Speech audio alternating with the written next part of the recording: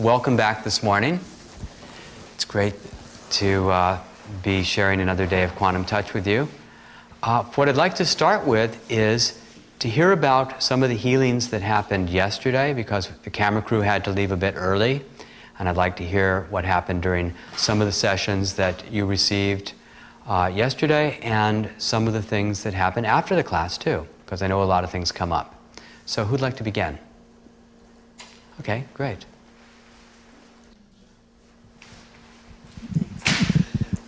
Last night was my most significant, it was a continuation of the healing that I received here. They were working on my sciatica, also on my liver, and the sciatica pain became worse at first, and it was kind of worse afterwards, but throughout the evening it worked out. The pain was gone. And in the evening, in my room, there was kind of a lot of emotional things that came up. Sadness and a few tears that was seemingly unrelated to anything going on in my life. And then that cleansed and it cleared, and I was left very peaceful, had an excellent night's sleep. Yeah, it's very typical for pain sometimes to flare up and get worse before it gets better. It doesn't happen all that often, but it is not unlike the way things often take place. So that's great. And for the emotions to come up too, that happens quite frequently as well. Would you mind if I talked about one of my experiences from a former workshop? Sure. This lady, I didn't work with her, but she was up on the stage, and her hips were very much out of alignment, and whoever worked on her brought them back in a very short period of time. And later on in the workshop, I worked with her and another woman who evidently had a lot of childhood issues of abuse and sexual abuse, and so a lot of tears, a lot of anger and rage, and with the continuation of working one by one, we would work on each person. That was slowly released, and there was a great deal of peace afterwards. I was very impressed by that. Beautiful. Thank you. Okay, who else noticed some healing from yesterday? Yeah.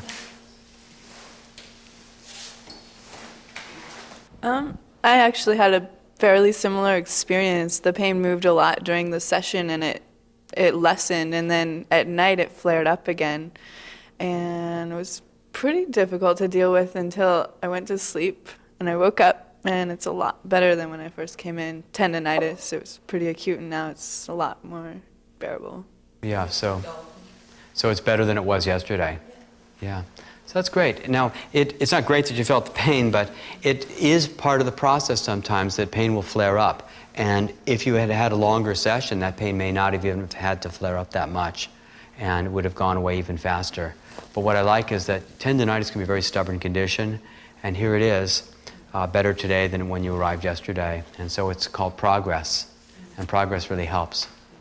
Who's next? I had a severe allergy problem with pollens, kind of like severe hay fever yesterday. And after during the session, at the end of the session, I felt some relief, but about an hour later, I was perfectly clear. That was wonderful. Beautiful. That's fantastic. Now this brings up a good point, which is the practitioner, if they're judging themselves on what they did at the time of the session, may have said, well, that wasn't a very good session, you only had a little tiny bit of relief.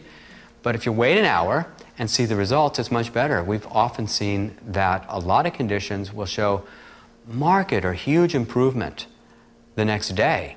So when people become certified practitioners, we have them document 60 hours of sessions, and they repeat the Quantum Touch class and so forth. And I look at the forms that people fill out where people evaluate the amount of pain that they're feeling. So somebody's got back pain and it's an 8, and at the end of the session, a 6. And they call 3 days later and it's a 2. It's very common for the body to heal itself at its own pace, and we're accelerating that healing. But it's also very common to see things shift immediately when you're working. But we're not to judge ourselves based on what we see, because what we're doing is holding the resonance, and what they're doing is getting well. And who else?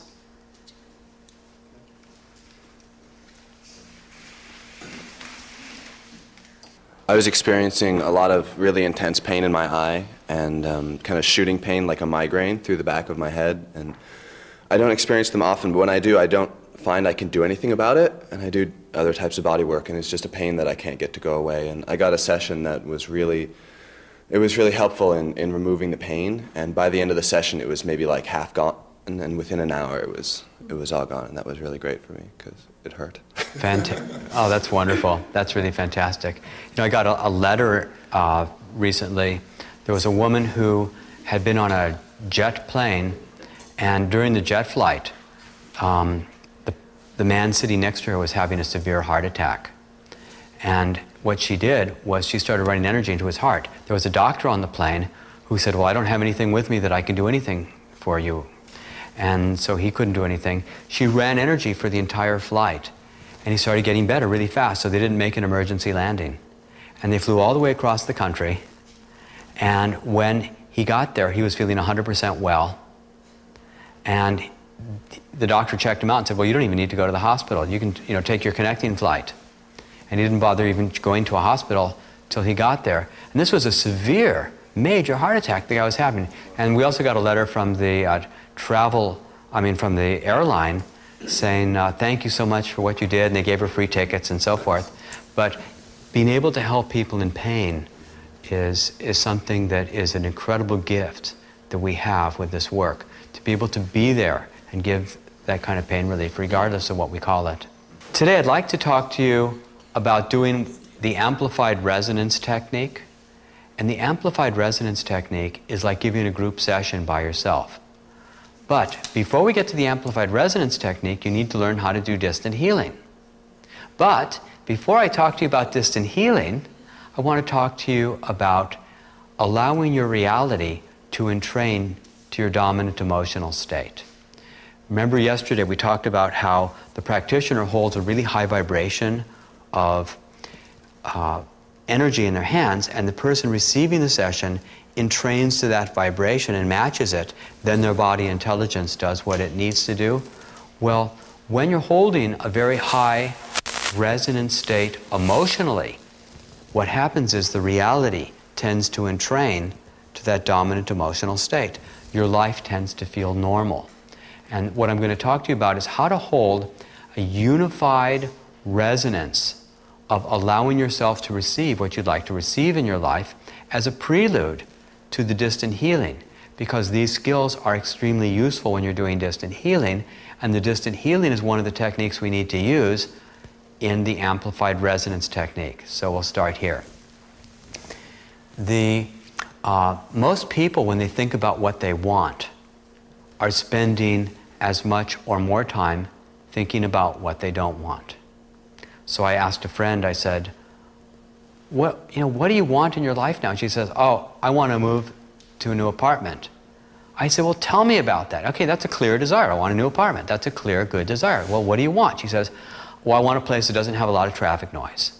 And I want a place that doesn't have cockroaches or ants. And I want to have a place where I don't have to hear the neighbors all the time. And I want to have a place where they don't tell me I can't have my cat. And I want a place that doesn't have this, and I want to make sure the roof doesn't leak.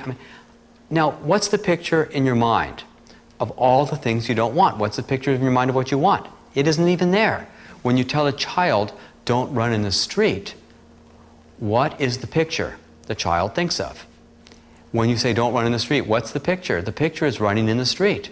When you say just say no to drugs, what are you saying? You're saying just say drugs, because that's the only picture that appears in the mind. And if I say don't think about a green tortoise, it's the only thought at that particular moment. You cannot exclude anything by thinking about it.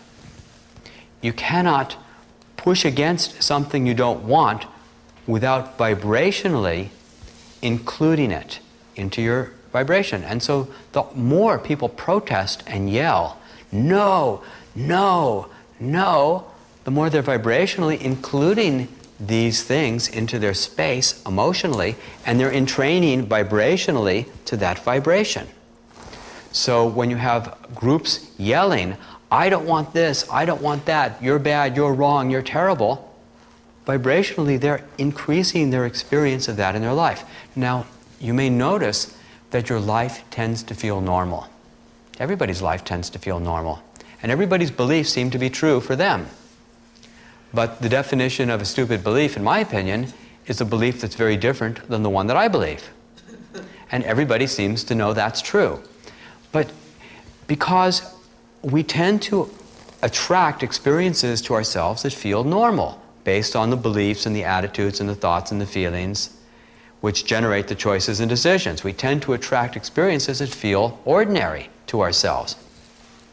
And because of that, everybody knows that their beliefs are true, because they keep showing themselves to be true over and over again, regardless of what those beliefs are.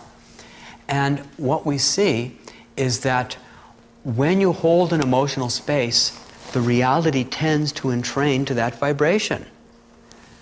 And you tend to pull into yourself those experiences that are similar to the thoughts that you've been having. Now, when people pray, there have been studies on prayer that show there's two basic kinds of prayer. And one is very ineffective and one is very effective. When the prayer sounds something to the effect of, "Oh Lord, please help my brother-in-law stop being such a son of a bitch," that has been very ineffective. Get him to stop beating my wife, and get him to stop drinking so much, and get him to stop being so rude. And that doesn't work, because the vibration you're holding is not of love and it's not of healing. When people pray for the highest good and for the best and for the most positive outcome, then they seem to get really fabulous and wonderful experiences. Now, there's a friend of mine who was wanting to have an extra $30,000 in her life because she wanted to be able to, well, it was time for her and her husband to separate, and she needed extra money. So she did this pretend thing. She pretended she actually had it. She wanted to buy her husband out of the house, which is what they agreed on. She needed this, and she's never seen that kind of money in her life. So she's just holding this emotional space, imagining she already has the money, imagining she's already there, feeling the joy, feeling the relief, feeling the gratitude. And as she walks down the street, she's thinking, I could buy that. I could buy that. I got $30,000 in the bank. And she's really letting herself totally live it. Well, nothing happened. Now, most people at this point would just get so discouraged and upset that they tried this stupid thing and it didn't work. And she just kind of said, well, she'd look up at the universe and she'd look up at the sky and say, hey, look, I live in a time-space reality here. Come on, let's get with it. Anyway, she continued the program and just kept holding the space, knowing I have $30,000, and feeling the relief and feeling that this is who she is, and a person who has this kind of money. And then one day, a few months later, she got a call from one of her friends who said, listen, you must never reveal my identity, but I just won the California State Lottery. I won $7 million. And he said, it would be my delight to give you the $30,000 you're asking for. And he said, but wait a second, since part of your agreement is your husband empties out the bank account, why don't I give you another $5,000 to just get you started? So she got $35,000. There's a woman named Esther Hicks who works with Abraham, and she was very upset because there wasn't enough rain where she lived in Boerne, Texas. In fact, they were having a terrible drought. And when she watched TV, the weatherman said, well, because of the high pressure and this and that, it's going to be at least 6 months before we might see the first drop of rain. Meanwhile, the water police were passing new rules and saying that you're going to have to water your garden only on this day and this day for only this much time. And she had this huge garden with thousands and thousands of dollars worth of plants and all these different sprinkler systems put in, and then nobody knew how the different timers worked on all the sprinkler systems, and some were computer and some were mechanical. And the idea of her going away, teaching seminars, and coming back to a brown garden, or the idea of her neighbors telling the police that she's been watering the garden on the wrong day, and a warrant for her arrest awaiting her when she came back from teaching seminars, were such horrible ideas. She decided that both of these were absolutely unacceptable realities. So what she did was she decided to open herself up to the idea of having it rain. So she told her husband, she said, honey, I'm going to go outside and make it rain. So he said, that's a very good idea. And she walked outside, sat on the porch, and she was so angry about the drought and the predicament that she was in, it took her about 20 or 30 minutes to find her first positive emotion about rain, to find her first positive feeling about rain. And finally, after 20 or 30 minutes of looking, she finally found a place within herself that felt completely free and easy. And she thought, you know, I love the smell of rain when it first comes down. And so she spent a minute or two just relishing that beautiful thought. Ah, I just love that. And I love the sound of the rain when it comes down. And I love the way my plants look when it's been dry and now they're getting the water that they need. I love the way they look after the rain. And she just thought, I love the sound of the rain on the roof. She just loved all the feelings of love that she had around rain. Very sensual, pleasurable feelings about it. And she spent about 5 minutes holding that space of the beauty and the wonder of rain. The very next day, a cloud formed over Boerne, Texas. And it poured rain hour after hour after hour, and it completely filled up her aquifers. And she didn't need to deal with the drought anymore. And the weatherman came on that night and said, well, this is an anomaly, and we have a name for it in the weather business, some such word, for how a cloud forms out of nothing and then just poured rain all day on Boerne, Texas. And it's a very strange anomaly, but these things do happen occasionally, and just brushed it off. The idea of this is that you can have 1 million people yelling no at what they don't want. And there's very little power in that. It just takes one person to hold the space of what is desired. And it's more powerful than millions of people shouting no at something. Rather than joining a protest march and adding your name to the big list, how much more powerful to be in bed, dreaming of a reality and holding the space and living that in your life and knowing it's true, and stop reading the newspapers and stop watching the news and stop arguing against. Go ahead, read the newspapers and see the news and all that in order to build your desire, because the desire can get very strong and the desire can be a very powerful aspect of it. Well, there's one last one, Alan, who teaches the supercharging workshop. He had attended my workshop many times, and he had been thinking that I had talked about this subject, and he had heard me talk about it many times. He thought, well, why don't I just try that? Because he had never tried it before. So he had a job making $8 an hour as an administrative assistant for a very paranoid and nervous boss. He was not happy. He was not fulfilled.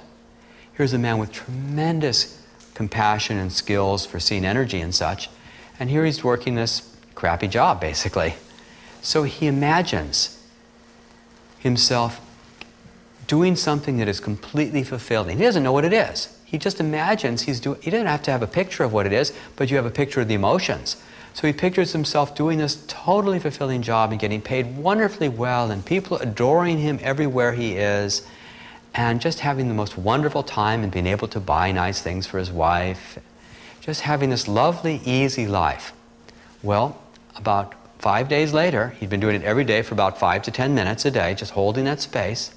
But there was no internal contradiction within him. It's a very free thing. There's nothing pushing against the other way. As he does this, 5 days later, I happened to call him up and say, listen, I've got the supercharging class, and I think you might be the person I need to teach it. Well, and it all worked out perfectly well, and he's been teaching the supercharging class ever since. And everything he asked for completely came to him. Now, contradictions of experience, when you see something happen that you really don't like in your life, the beauty of that experience is it raises your desire for what is desired. So when you say, I don't want cockroaches, and I don't want this, and I don't want that, well, what is the desire that is born from those emotions? I want a place that's clean. I want a place that's spacious. I want a place that's beautiful. I want a place that's quiet. I want a place that feels wonderful, that feels sacred to me, that just opens my heart. I want a place where I can touch my spirituality and feel inspired. See the difference in emotional vibration of that? And when you hold what is truly desired, it's really fantastic. Well, there's two ways of getting to peace. There's one way, which the Buddhists are quite correct. You can lower your desires far enough that you enter a position of peace, and that does work.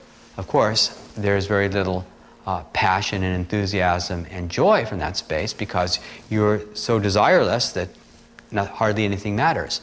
There's another method which I prefer myself, which is if you have a very high desire, but let's just start here. If you have a very high desire and a very low ability to allow what you desire in, that's called suffering and extreme agony and pain and misery. That's the most painful place to be. And the Buddhists are right, if you lower the desire far enough, that'll actually become peaceful. However, if you have very high desire, if you raise your allowance levels of what you can allow yourself to receive, this becomes ecstasy, because everything flows, and you have no resistance to what is desired, and everything just comes to you effortlessly. It just flows in. So if you raise your allowance, I always told my parents to do that, but I realized that it's something I had to do for myself. So as you can open yourself up to let yourself allow, how do you allow? You allow by feeling more ease, by feeling more joy, by feeling more gratitude. For a lot of people, it's just a pretend to open yourself up to what would it be like if you already had it? What would it be like if it was already there? We live in a world where people feel fear all the time. And I am amazed. The more I think about this topic, the more astounded I am that nobody's talking about it. You know how you're in a room sometimes and you're there for 20 minutes before you notice that the fan is on? It's in the background. Well, fear is the fan in the background of our lives, and people are not paying attention to the fact that everywhere you go, every area of society tells you to be afraid. The military says you got to be very afraid, need a big budget. The lawyers say, good thing you came to me now, because this could really turn out to be bad. The doctor says, boy, this is a very dangerous situation. The holistic people say, you got to take these vitamins to prevent. The box of Dixie cups I bought one day said, here's 12 reasons to be afraid. It's like, yeah, it said, don't pick up the cup if it falls on the floor and drink out of it. Don't drink out of it if somebody else drank out of it. If somebody else touches the cup, don't drink out of it. Be afraid. The parents tell you to be afraid. Don't talk to strangers. Don't run in the street. Don't do this, don't do that. The teachers tell you to be afraid. Politicians, everywhere you look, everybody's giving this message about being afraid. Well, when you're afraid, you're holding a resonance that attracts more reason to be afraid. And so, what is the reaction to fear? The reaction to fear is join a gang, an army, a congregation, a group that's going to protect you, that you can feel safe behind, rather than opening up to a loving universe, opening up to the love that's there, and feeling your own safety, and feeling that all is well, feeling happy on purpose without any justification. There's a friend of mine who came up with a really amazing little thing that I don't even know what you call it, but he wrote about it in a book where he said that if you note your level of self-esteem, your self-honesty, your joy, your self-trust, all these different things, and you monitor them hour by hour, which is like really excruciating, and you kind of say, all right, well, my level of self-esteem is here, my level of self-trust is here, my level of self-honesty is there, and then all of a sudden in your life you notice something really lousy happens. And then all of a sudden all the levels go down a whole bunch, and now you're feeling really crappy. He said if you use tremendous inner resources and you bring all the levels up on purpose, and you start feeling deeper self-esteem and deeper trust and deeper courage and all these other positive attributes that he listed, what happens is, out of the blue, something shifts in your outer reality that completely lifts you up to justify why you've been there. He says he's done it dozens and dozens of times, and it works like clockwork. But if you get into the funk and you dive down with that spiral, then you have other things happening, and then what they say, when it rains it pours, and one bad thing happens and you stub your toe, and then this thing happens, and it's just a series of bad stuff. So you can actually hold that space. So the fear is pervasive in our culture, and so a lot of people react to that fear and say, well, let's be warriors. Let's have the path of the warrior, the spiritual warrior. I call the warrior, because if you're a warrior, you have to worry all the time. You've got to make plans. You've got to figure out what the enemy is going to do. You've got to get your strategy. You've got to attack and defend and retreat. You've got to go to all kinds of convolutions to make sure that happens. Okay, because a warrior has to protect and defend and attack and battle and know the enemy and strategize. That's a hard game to play. That's a hard thing to be involved in. How much better to look at the path of the adventurer, the person who just opens up in life as an adventure, and you get to love and embrace and know and discover and play and have fun. And this is an alternative that makes just as much sense. No less, no more. I just happen to like it a lot better. Well, the way you shift your emotional tone, and you can allow that to happen, is through starting with your imagination and opening to the emotion of relief. How relieved would you be if you found the right apartment, if you had this happen this way, if this thing worked out well? You move yourself into the emotion of relief. That is the bridge between where you don't want to be and where you do want to be. And try living that relief, and then let the relief grow, because the relief isn't where you want to end up. You want to end up in the gratitude and the joy and the happiness and the exuberance. That's really where it ends up. But the relief is the bridge between, I don't want to be here, to, it all worked out well. That's the relief into the new emotions. So that opens that up. And then from there, you can allow yourself to receive what it is you want. Now, a trick to doing this that makes it even better is to imagine, this is a great one. If you notice that when you're holding a desire for something and the idea of having it feels so exciting that it kind of shakes you up and makes you really nervous inside, that means your allowance level is very low. If it feels normal, that means your allowance level is very high. If it feels, the most extraordinary thing, if I got that, I'd be the happiest person in the world, oh my God, you're not anywhere close to receiving it. Because does that feel normal to you? Not in the least. Normal is normal. So, a way to trick yourself out of that nervous, anxiety-filled place is to imagine, how would I feel if that all came to be 5 years ago? So here's this thing that would be the most exciting thing in the world. My God, if that happened, I'd be the happiest person. Well, okay, imagine that had happened 5 years ago, and now you're used to it.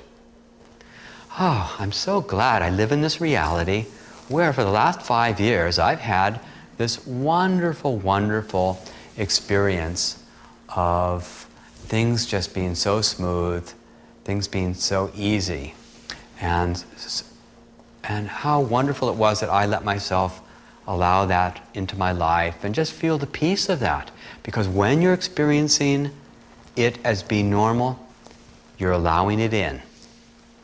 You can also raise your allowance levels by just doing whatever it takes in your life to just raise your level of ease, joy, happiness, pleasure. Anything like that raises your allowance levels. So as you open yourself up to just feel more and more hours a day being happy on purpose without any justification, well, it's a little crazy, but I think it's a fun kind of crazy, and it makes a lot of sense to me. Anyway, that's enough of that discussion, but if you want more information on this topic, you can go to abraham-hicks.com. They've got some wonderful information there that you can listen to some cassette tapes and learn a lot more about this. So, for distant healing, what you want to do is hold a non-contradicted vibration of the healing that you want. And if you're really nervous or upset about this condition, what you want to do is imagine that it got well 5 years ago. that everything's been fine for a long time. That way you're not in contradictory vibration within yourself. You want to live as if it were already true. And let the reality entrain to the vibration of your joy, to your gratitude, to your love, to your spirituality, to your connectedness with your spirituality. To let it all come together and let it all be one. So the distant healing, energy follows thought. That's the most important thing to be aware of, and what I talked about non-contradicted vibration. Wherever you're putting your attention, the energy goes there.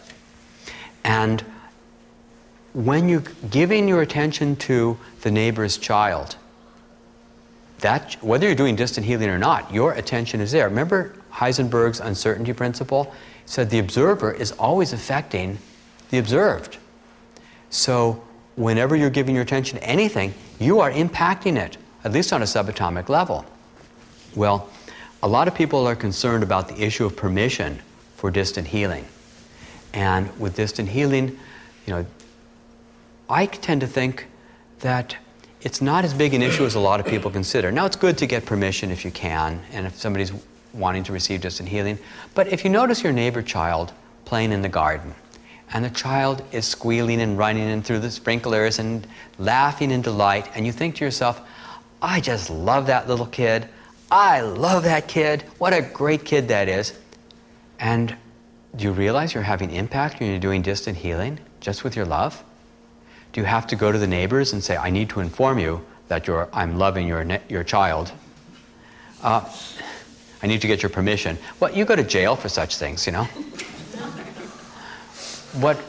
What happens is your love is always having impact. And you don't have to get permission. Well, if you love somebody, you don't always have to do anything about it. I just love these people who are involved in this. I just love this group. I love this person here. I just appreciate something about that person in my office. That doesn't mean I'm going to have a relationship with that person or know them, but you can love people. You just appreciate people. Your love is having impact. You're doing distant healing. Did you get permission?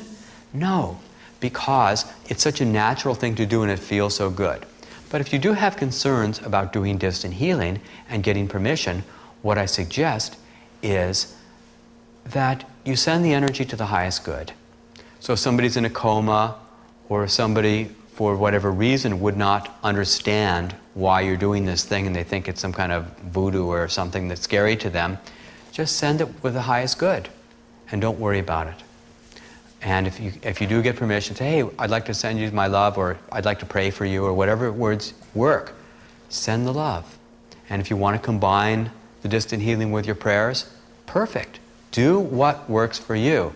In fact, as this seminar continues, I'm going to continue to encourage you to make this work your own, to adjust it to yourself, to make up your own techniques as time goes on, to allow yourself to have this work be quite your own. So let's do some distant healing.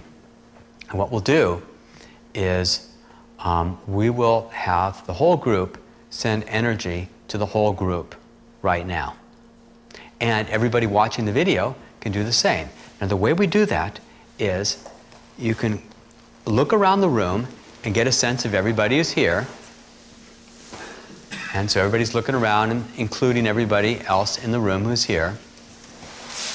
And what I'll have you do is you can make them very small and put them between your hands. So you got these little tiny people, and you put them in your hands. Don't squeeze too tight. Ow! She's squeezing me. Okay, so soft hands, just like always, because you run energy better with soft hands. And we'll do the distant healing on the whole group. So let's begin. And all watching videotape can do it at the same time. We'll all do it together. So start breathing. Start running the energy, doing the full body sweeps and the breathing techniques.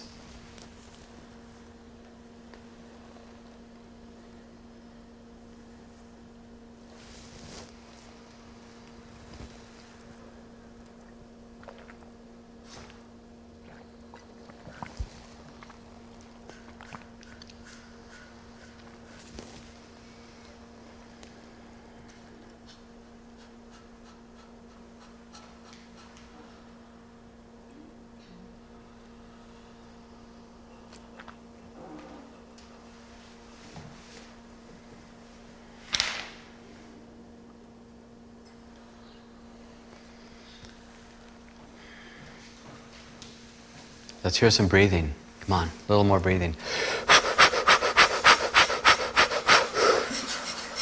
Yeah, that's better.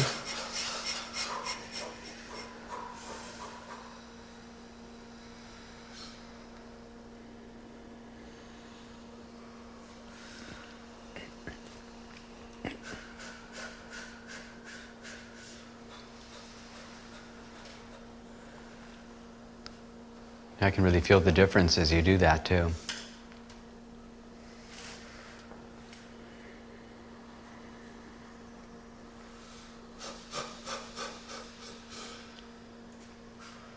Okay, and now try vortexing the energy. Get it spinning up your legs, through your torso, down your arms, into your hands, and feel the difference in the room as you start vortexing the energy.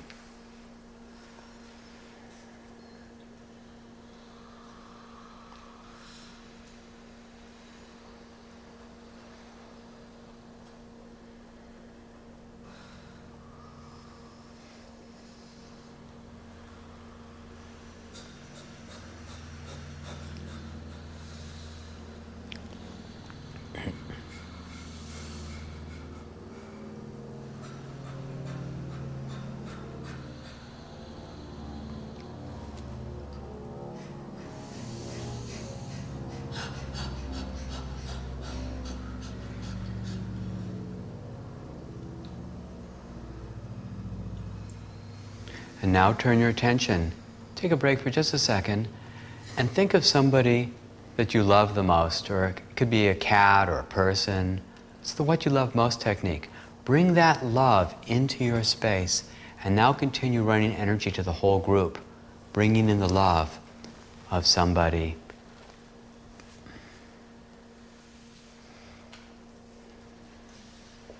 Feel the difference. So much softer energy.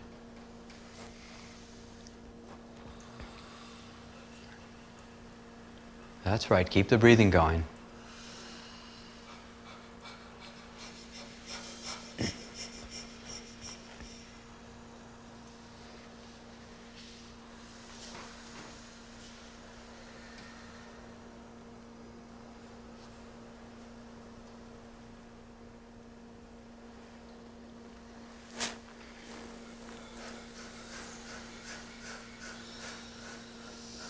And imagine that you're now sending the energy to somebody you love who needs healing. If you don't have anybody in mind, you just send it to the whole group some more. And imagine they were healed 5 years ago. And how relieved you are. Keep the breathing going.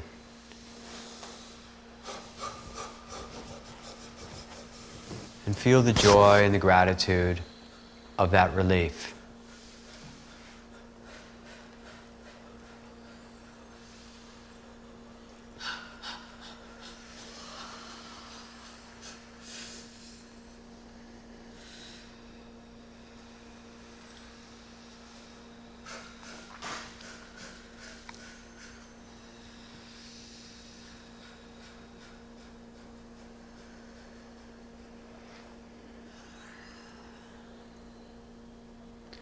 And now take a break for a moment and imagine a world where everybody knows that healing is real, that everybody can do it, that it's the easiest skill that there is to learn, that everyone's love is valuable and everyone's love has impact, where children know how to do this work and hospitals are using it. And just take any picture you like, any picture that appeals to you. Institutions and corporations and everywhere you go, people are putting their hands on each other from time to time, and they know that other people's love is beautiful and valuable. We don't have enemies. We all have love to share.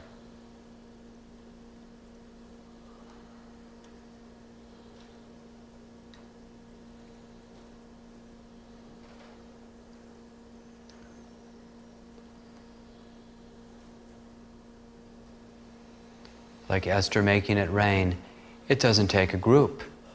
It only takes one person holding a vision without any contradiction, just totally allowing that to be true.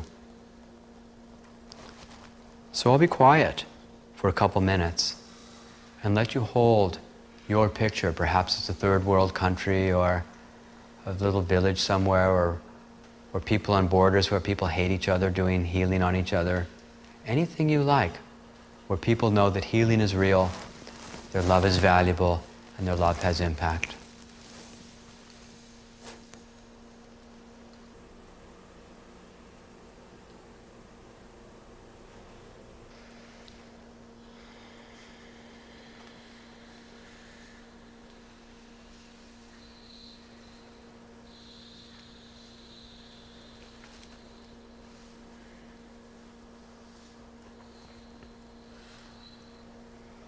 Keep the breathing going.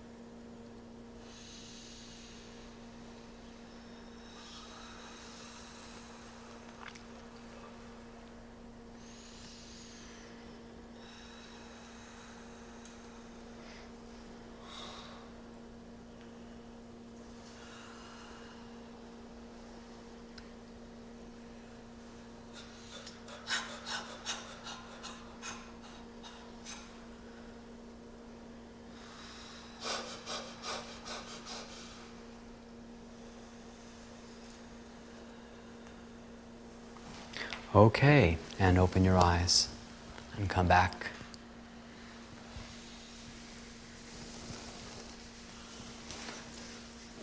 Yeah, the distant healing can be incredibly powerful.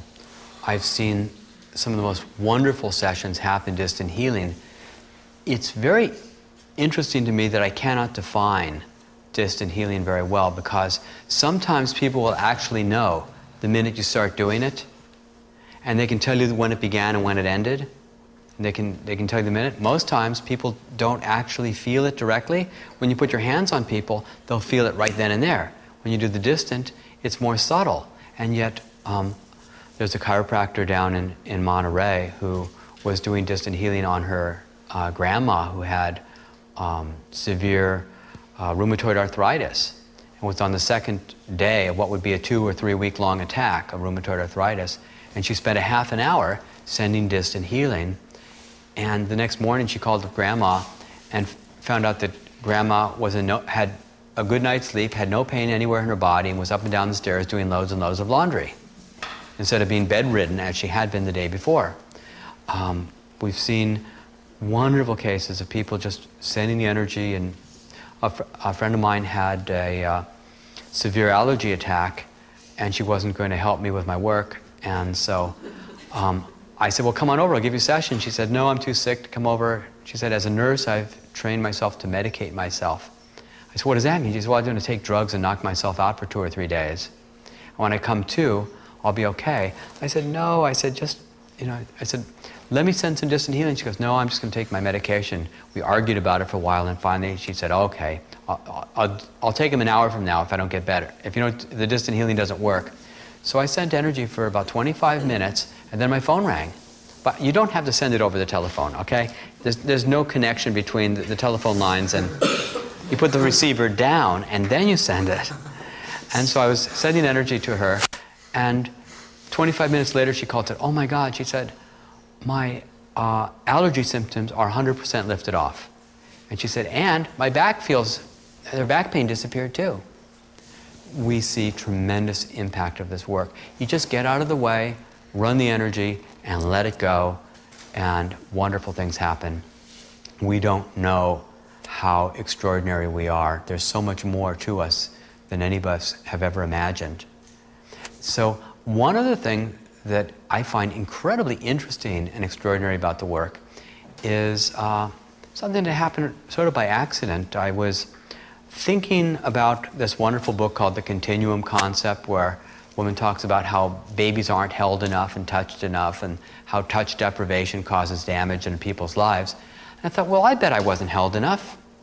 You know, I still have pretty strong touch needs, and not that you shouldn't, but so I decided to hold baby Richard. So I'm holding this little baby Richard in my hands, and I'm thinking, oh, isn't this nice? And I'm feeling very loving and very wonderful. I thought, hey, why don't I run energy? So I start running the energy into baby Richard, and within about half to 3/4 of a second, I felt something I've never experienced in my life. I felt a ripple go through my entire spine, moving all the vertebrae. And I can't even do it mechanically. It was like brrr, all the way to the top. My whole spine went brrr. I said, what the heck was that? Like a ripple through time, just moving right through, affecting me. And I can't say what changed in my life.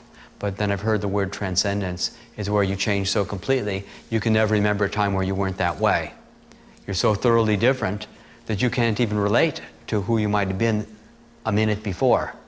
Anyway, a lot of people have been having success healing the past. So if there is some deep, damaging, emotional situation that you experienced in the past, you can hold yourself at that time and send your love and healing and run energy, do the breathing, and you can have tremendous impact on the past or someone else's past too. The other technique this morning that I want to show you is called the amplified resonance technique. And then after we've learned it, we're going to go through hand positions and a little tiny bit of breathing for a few minutes, and then we'll start practicing on each other.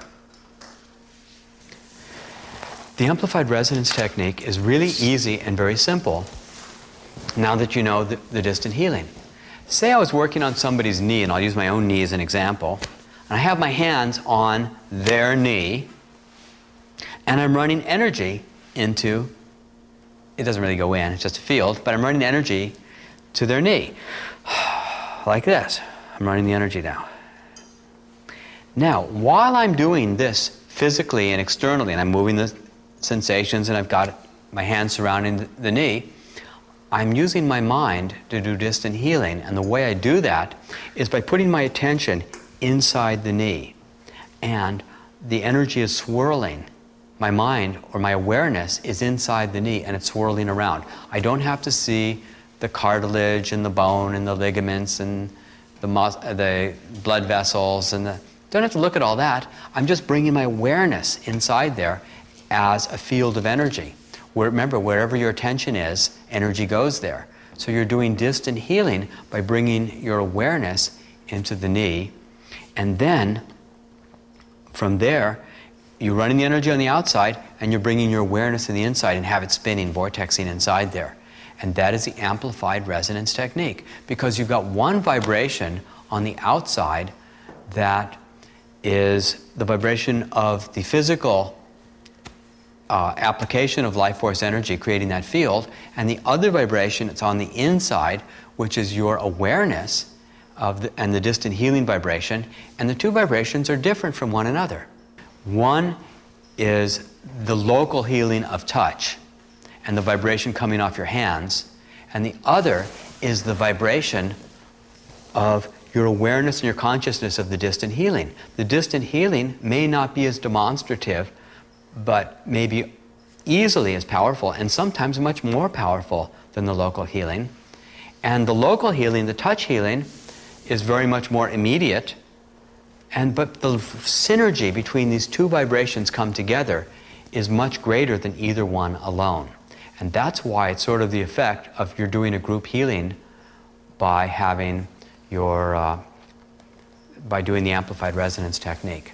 So I'd like to review the hand positions and cover one that we didn't cover as well, and also review breathing a little bit, since I saw a couple of you weren't quite doing one of the breathing techniques properly. So we'll start with the breathing. The fire breath is not, it's moving a lot of air out and a lot of air in. You're moving most of your air out and most of your air in with every inhale, exhalation. It's not shallow. It's more like, it doesn't always have to be that loud, but you can do it more quietly and go like that. But you want to move a lot of volume of air, because I saw people doing some very kind of like, more like panting as opposed to, panting was the idea that it's going out and in, but we want to move a lot more. So heavy panting, thank you. Okay, I did a lot now. So the next point that I want to make is that when you're working on immune system function, where would you put your hands? Well, the easiest place to go would be first to work with the endocrine system. The pineal pituitary, have a line right through the head here for pineal pituitary. Then you can go to the thyroid, thymus, and adrenals. This really helps boost the immune system. If somebody's coming down with a cold, great places to go. And I've seen people nip a cold before it comes up quite easily. The next point is that you'd also want to work with people to help boost immune system function by working on the lymphatics. Now, the lymphatics are all the places you're not supposed to touch a stranger. You're not supposed to grab them by their neck and say, "How do you do?" You're not supposed to grab their armpit, "Oh, pleasure to meet you." Or their inner thigh, "Oh, so glad to meet you too." Or their tummy or breast or these areas. In fact, what's fascinating to me is that when you're very frightened, what do you cover up? You cover up the lymphatics, all the places you feel very vulnerable.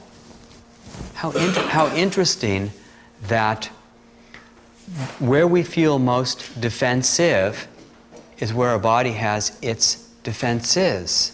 The body's defensive system is where we feel most defensive. And so we're protective of the places where the body's doing its own self-protection. So you can run, with permission of course, you can run energy into those places where the lymphatics are. So you can run it into these places through here or whatever.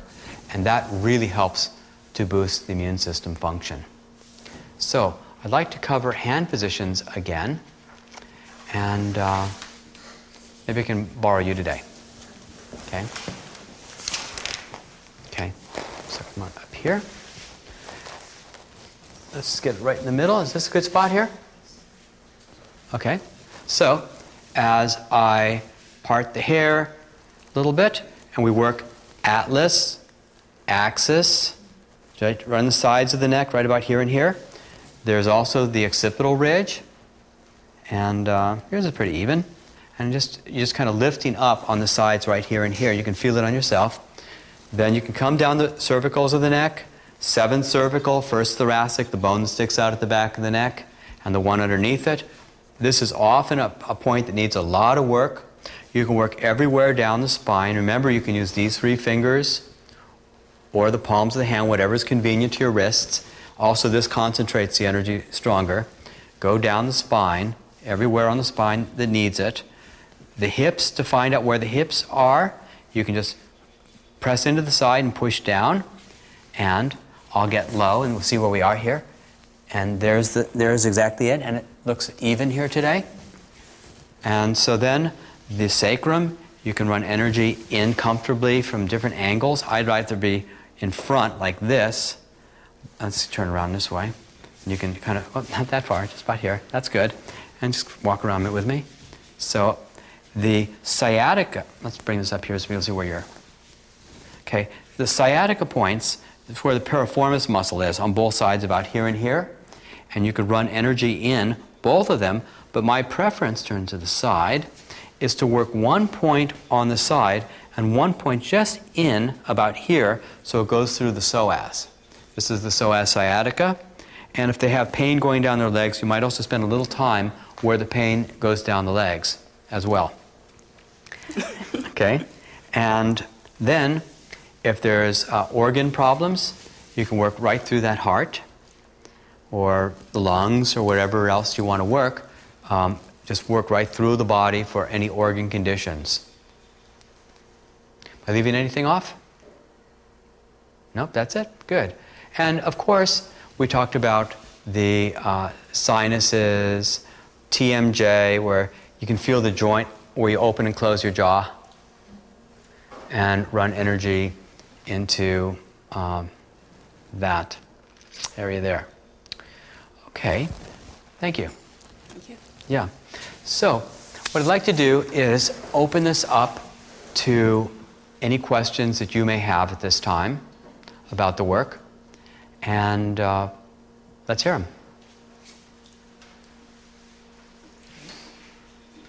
Do you need to be especially intuitive to do this work? Really not. In fact, if you just keep using the where does it hurt technique, it just works great. You ask them where it hurts, whether it's an emotional pain that the person feels somewhere in their body, or a physical pain, or tension or tightness or upset or whatever, start somewhere. And this is one of the great things, is that if a person has like this multiple condition, you don't have to be smart or intuitive. It doesn't matter if you start on the wrong spot. You just start wherever you want. Any place that seems to make some sense, and then the where does it, the following the pain and sensation will move from place to place to place, and you just keep chasing it, and their body will tell you everything you need to know. There are a lot of people who tell me that running energy, especially the supercharging class, is opening them up to their intuitive knowing, and they'll immediately be putting their hands at the right spot. But no, you can be as dense as I am and still be able to do wonderful work with this technique. Yes? Okay. How long can I expect a healing to last after the session? Well, it all depends. We don't ever know. Generally speaking, sessions are accelerating the body's healing process for about 2 to 3 days after the session is over. It really speeds up the process. The supercharging class tends to double that. It's more like 4 to 6 days after a session when people have learned the supercharging techniques. But there have been many cases where once the body is in a different resonance, that's all it needed, was just to shift that vibration, and then the body's own healing takes over and it never goes back to where it was before, where the healing is just continuous at that point. What else? Well, I have 2 questions. One is, how long is an average session? As an average, I know it can be different, but let's say the average session. Well, practitioners tend to schedule 40 minutes or an hour for their patients, or their clients, I should say. But there is no such thing as an average, because it really depends on what people need. When I was doing work at the University of California, Santa Cruz on the men's basketball team in a small clinical study, I treated like 97 conditions, and what we saw was that the conditions lasted anywhere from 2 minutes to an hour and a quarter.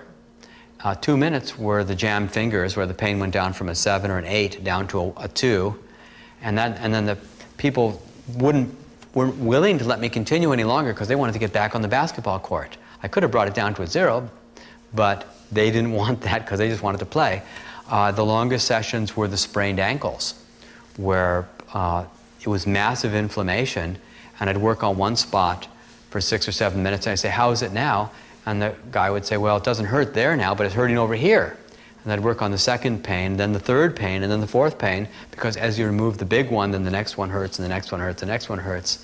So there is no answer to that question. It's really what the person needs based on the situation.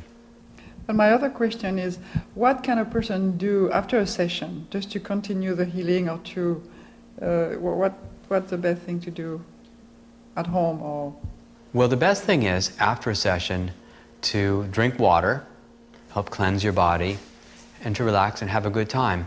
There's really not much you have to do.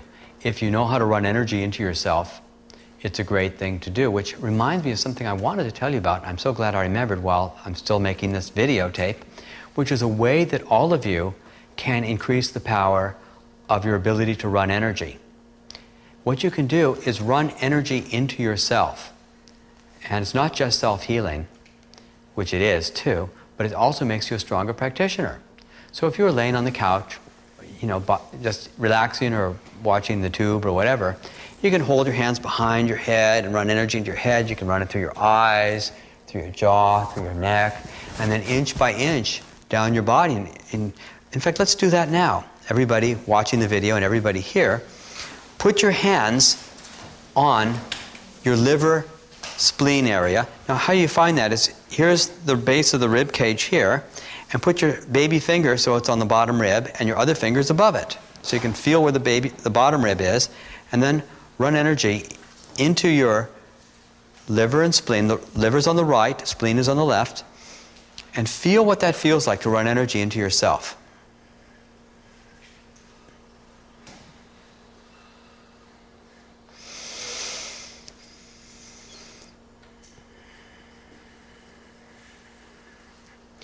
Yeah, if you want to cross your arms, that works great too. You may be a little high there. Feel the bottom rib. The baby finger's on the bottom rib. There you go. That's good.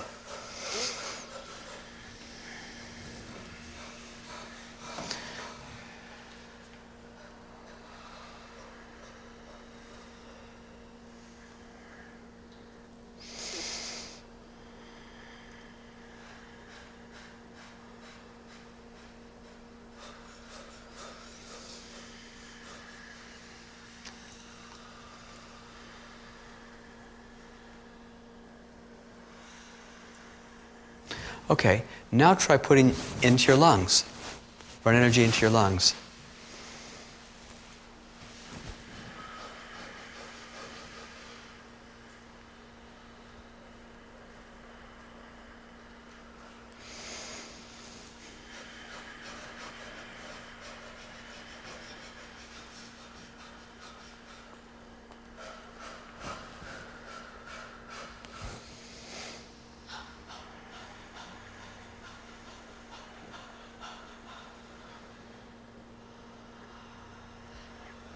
Okay, now, what did you feel different about running it into your liver, spleen, and your lungs? Anyone? Feel difference in sensation? Did one feel hotter than the other? How many felt that the liver, spleen was hot? Let's get that. And how many felt that the lungs were hot?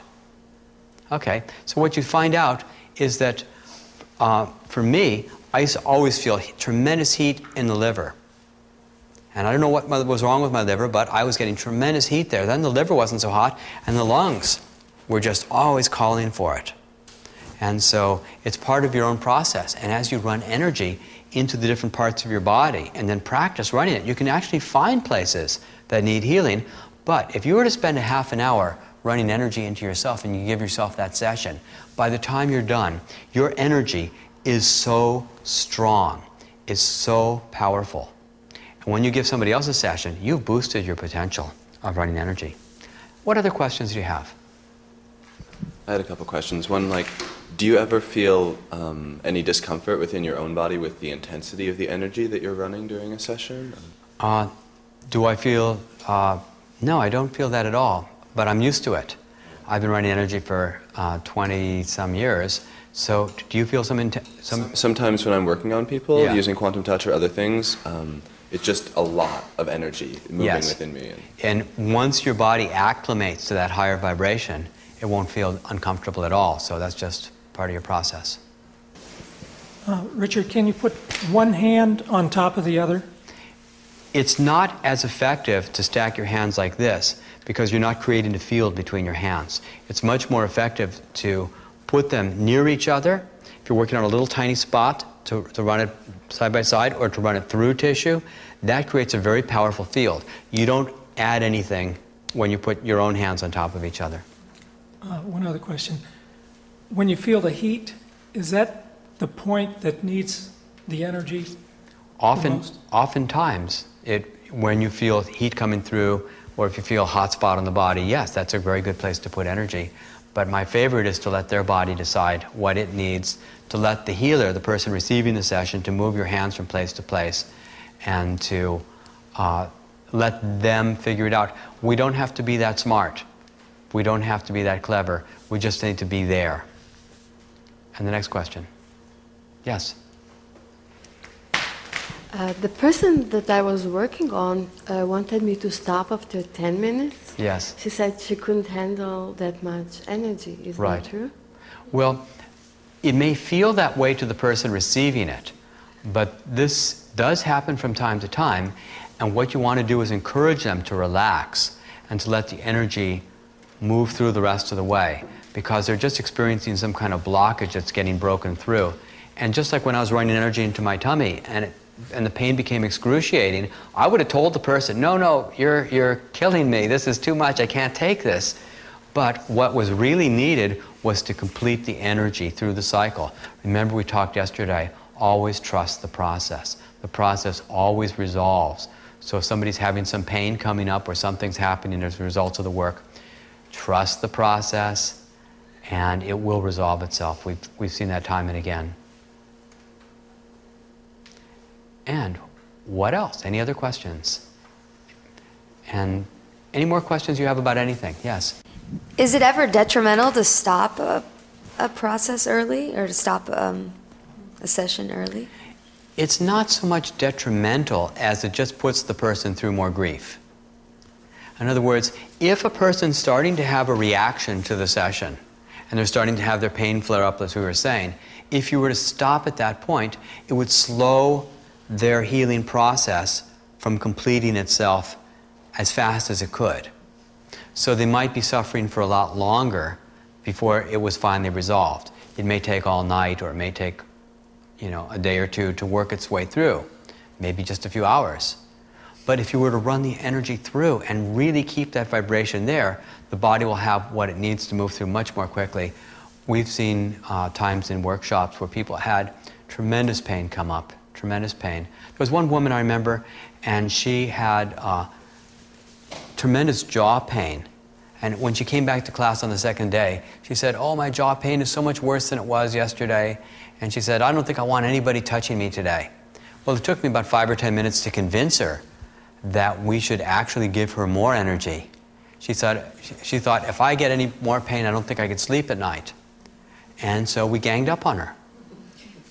And people ran energy in, and after about 15 minutes, she heard click, click, click, and the whole jaw reset itself.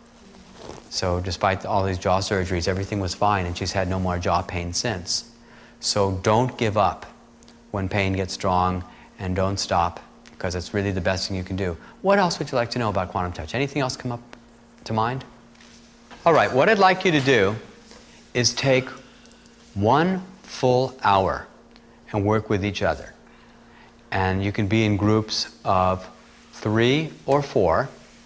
If you've got a group of 3, they are 20-minute sessions, and if you have a group of 4, they're 1-hour sessions. I want you to practice the amplified resonance technique. Use vortexing, keep the breathing going, bring in the what you love most technique, and let's see what we can do.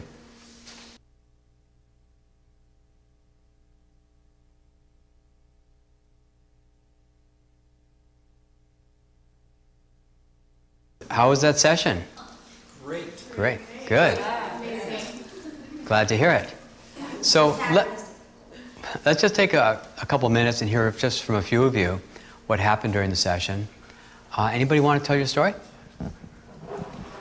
I just felt a lot more energy giving and receiving this time. Like it's increasing already. That there's a huge difference in what's coming through me, and then what I'm experiencing. Also, more pain is released each time. Thank you. Great. So I had quite an amazing experience. I had a bad pain in my back, in between the shoulder blades, and which was intense. And when I came back today, when we practiced, several people worked on me, and in a way which was very, very intense. And it was quite amazing for me, because first the pain became, I felt very hot there, like a little fire in my spine. and it became more intense. And I thought, well, and then it was going away, not completely, and then we'll come back, and then we'll go away and come back. And then slowly it cooled down. They really worked a long time on me, and it cooled down and almost faded completely, and then came back, and then I was like, oh, come on. And then finally, I can feel it a little bit, but it's almost gone. And I mean, I'm quite amazed. And you said you also felt some tears come up too. A little bit, yeah. I felt, I didn't feel emotional, but I had tears in my eyes. Well, that's what happens. It's part of the process. The body does what it needs to do to heal, and sometimes the waves of pain coming and going, it's unusual. It's a very unusual reaction, but it must have been very deep for that to have occurred. I mean, it's a very deep, profound pain, and to have people working on it strongly like that and have it come and go and diminish, it's great. That's fantastic. And how are you feeling now? No, I feel different. I feel very relaxed. I feel life is great. Okay. Okay, great. Thank you. I'm very thankful, I have to say. They didn't want to take care. They just did it. Great. So that was very, very kind. Stand up. So I was having some pain in my upper neck, or actually lower neck, upper back, and I had my lower back adjusted, and then had some healing work done through my upper back, and it slowly dissolved that pain, that feeling. And then actually one of the best benefits I'm just noticing now more is earlier this morning I had to work at 4:30 this morning, and I was feeling really tired and kind of low, and I feel so energized right now and really joyful actually, and that's actually the best. It's a really great feeling, and my back feels a lot better. So Fantastic. Okay. Yeah, I had some pain in my upper back, my lower neck, and one of the cervicals was out. You could feel it, that it was clearly out of alignment. And after having my hips adjusted and a little bit of work in the session, it's just back into alignment now. So much more comfortable. That's right. Great.